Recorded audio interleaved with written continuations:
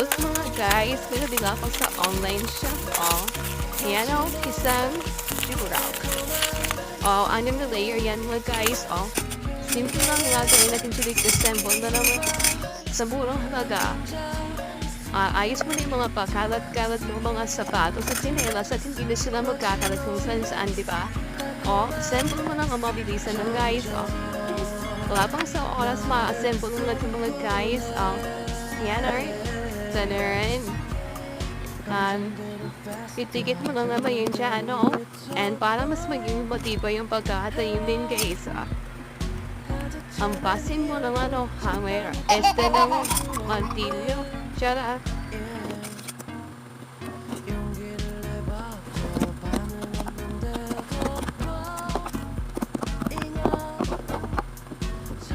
Voila! At meron ka ng syrup.